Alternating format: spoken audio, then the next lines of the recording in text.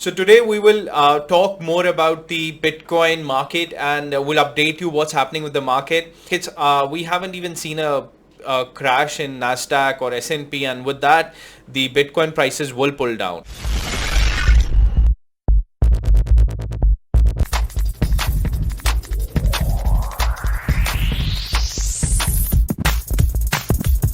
Hi, I welcome you all to the Crypto Singh Show. My name is Gunpreet Singh, and we talk about NFTs, metaverse, anything related to crypto. We update you with all the news in the crypto industry. So if you're new here, please do like, share, and subscribe. So today we will talk more about the Bitcoin market, and we'll update you what's happening with the market. As I said in my previous videos that we will pump, and at 20,000 I told you we will 17,000 was more like a local top for us, and we have pumped from there, and right now it looks like we're heading towards 22 to 23k.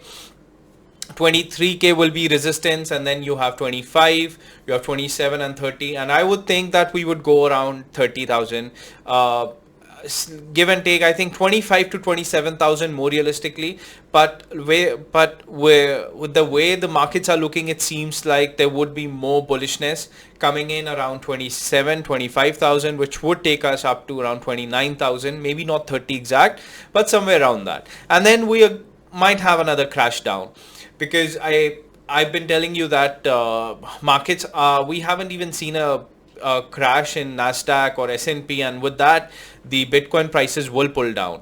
Now, as I said in my previous video, I explained how Celsius has reacted and what's happening with Celsius. But going forward, how the retail attracts you is, I mean, about 3 or 4 months back, we had all the IPL, Indian Cricket League, with advertisements of CoinSwitch, Coin DCX. In fact, if you go on bookmyshow.com, you book for a movie ticket, you have again sponsored by Coin DCX. We have all these sponsorships. We had all the NBA league with cryptocurrencies. We had all the best of the sports in the world with all the crypto industries marketing them so well. So that is where the retail gets pulled into it, and of course a lot of retail would have lost their money from 60,000 to we are around 20,000. We're struggling around 20,000. So this is what retail really does to you, and this is what the big players do to you. They'll get you hooked onto it around 60, 65,000, sell their product, and then get out of it, and then you are left with the remaining. And at 20,000, some of you might sell, but some of you might just become a long-term holder, which is again good, because I think long-term hold is good in this asset. But of course, it's not, because for certain people they've already lost that money, and then they don't have an option just to hold it now. But I do see that the Bitcoin prices in future would be would be probably much bigger than the numbers that you see today. We might have 1 or 2 zeros extra on it, and I'm very bullish on the Bitcoin market in future. But short term, we do look for a kind of a recession, and what's happening with the recession, I think will soon, because we've almost entered the recession with the price hike. But also with recession, what I think is going to happen is, I think now is the time to call a downfall of the dollar. I think this is where the dollar would start declining. Now, why I think that the dollar would start declining, and dollar declining means that all the currencies would decline. I think this is the starting of it.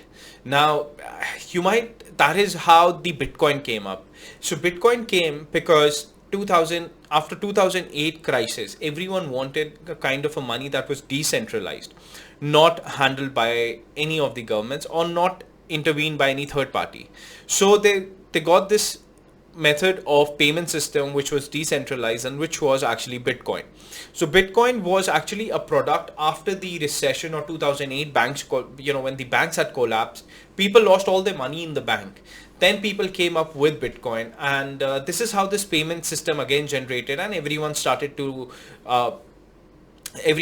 loving the system, and everyone started believing in this system, and this system has become way bigger than anyone would think right now, because of the underlying technology. I mean, if you see, everywhere the underlying technology is coming in today. So just try to imagine that if the technology is coming, so how big this system will become in coming times. Now, why I say that this is the decline of the US dollar is because, if I say US dollar, it means that a lot of these currencies are attached to US dollar. If US dollar starts declining, all the currencies would take a hit. So it will be good for the crypto markets in future, because this is why Bitcoin was developed. Now, why do I think that this will be a decline, or this is a start of a decline for US dollar? Is because I don't think they can control inflation. And why they can't control inflation is because for controlling inflation, they might have to increase the interest rate, and they might do all that. But then you will have again unemployment would increase. Now, what do you do for that? I think eventually September, October, November, I have a feeling that they might start printing money again. And if they do that, I think that would again mark the second step of a disaster to a US dollar. So the collapse of the US dollar has begun, and I don't think they'll be able to control inflation. They'll be able to control unemployment. Whatever said and done, the policies have killed themselves. So it's like US dollar is burdened by its own policy. Now, all of these policies, of free money has never been a good policy. And I don't think free money is ever a good policy to give it anywhere. Your free electricity, free water, anything for free is not actually free. It's a taxed money of the citizens paying that money, which is distributed in the name of being free, but it is actually not free. But what happens is all of these things, if you start printing money and start giving it into people's account. So last time when they printed, you saw Bitcoin running from $25,000 to $45,000. Then again, when they printed, it was 45 to 69,000. So you have to realize that this printing of money has gone nowhere, but it's gone into the asset class, be it diamonds, be it gold, be it real estate, be it Bitcoin. So this is where this has actually gone into. No one was traveling. So eventually what has happened is all this money has now been spent. Now all this money has been spent, the prices have high, the property prices are high. You have inflation going on at probably the fastest speed I've ever seen. And to control inflation, they need to increase interest rate, and as you would see, a lot of the jobs would be laid off, a lot of people, so unemployment would slowly gradually start increasing.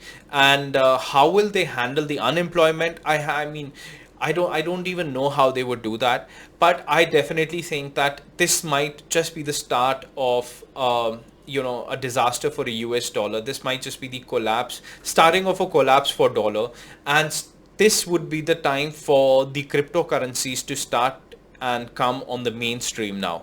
Very soon, I think regulations should come in. Very soon, all the governments should accept. And I know, and for a fact that all the governments would know that what is happening around the world is not realistic. So I think a lot of the focus of the governments would be on crypto industry now.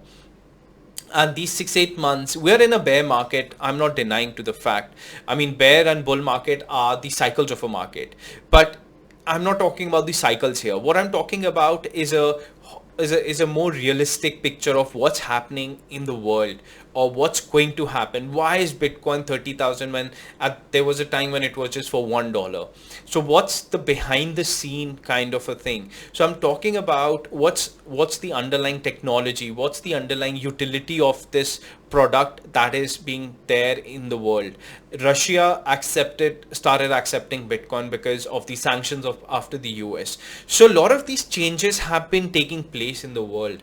Now, after the sanctions of US, any country would think that tomorrow, if we do something, US can just pull up the sanctions. And once they pull up the sanctions, what you can do is not trade US dollar. So what would you do? Well, get down to another currency. And that is what is going to help all the countries. So I think so all the currencies, it's not. So what will happen right now is all the currencies which have probably the countries that are they are not developed, or even developed countries would have a breakdown against US dollar, because what happens, it's like our crypto market, right? The Bitcoin, well, it goes down the least and all the other altcoins go down the most. So it's exactly like that in currency as well. If US dollar goes down, it's going to go down a bit, but all the other currencies are going to go down much more than the Bitcoin would, leaving one or two currencies, So those exceptions are always there. So this is what will happen, that you will see US dollar rising against your local currencies. And but in general, I see the collapse of US dollar coming in. It's sooner than I thought, actually. And I feel that there would be a time very soon where I don't know how they would control this, but they really either need to have probably the best of the best policies in place, or they'll just let this go. And this would mean that the rise of the cryptocurrencies, and who knows, that 2023 would bring in a new rise for the cryptocurrency. And if they start printing money in September, October, November, which I think they would eventually, because I don't think it's they'll be able to sustain without that. If they start doing that, I mean, mark my words, you will see the collapse of US dollar very, very soon. Well, the collapse never means like going to zero overnight. That's not my point. The point is that the start of collapse of this begins, and the crypto starts coming on mainstream. So try to understand that these things don't happen overnight. These things, if I tell you that today it's going to collapse, doesn't mean that tomorrow night you wake up and it's all going to be zero. It never happens in this way, because the market caps are too big for these things to happen. But yes, I mean, we could put it in a way that the mainstream currencies will be taking a side, will be taking some of side action, and I don't see them coming into mainstream anymore. I think the crypto or the Bitcoin would take on the mainstream. The CBDCs have to come into play, and if CBDCs come, so what will happen eventually if CBDCs come? So all your USDT, USDC will remain of no value. That's what I think personally, because these are my analysis. Because I mean, if you can buy it in your currency, and you've got an online portal of your currency, and you can buy Bitcoin from that, why would you even change into USDT or USDC? So I don't see USDT or USDC living too long. So that would be the fall of the stable coins. Now, as soon as you have CBDCs, all these countries coming up with their coins and on the blockchain, what will happen is there would be less of corruption, there would be less of everything else coming into play. So eventually that would help all the governments, but it would also help the cryptocurrencies, and Bitcoin might just become the mainstream currency after that. So it kind of is, this is the starting of the mainstream. You will see a lot of regulations coming in. And when the regulations come in, what does that imply? What does that imply? What does that tell you? It basically tells you that we are heading towards a regulatory market. We are heading towards an acceptance of the market. We're heading towards this being the global currency. And otherwise, why would you get, all the regulations in place? Why would you tax it? Why would you do anything if these are there? I mean, if you're getting a regulation, and on the one side you say that these are used by the drug lords, these are by the drug cartel, so why would you get regulations on it? So the regulations definitely means that either you would just ban it.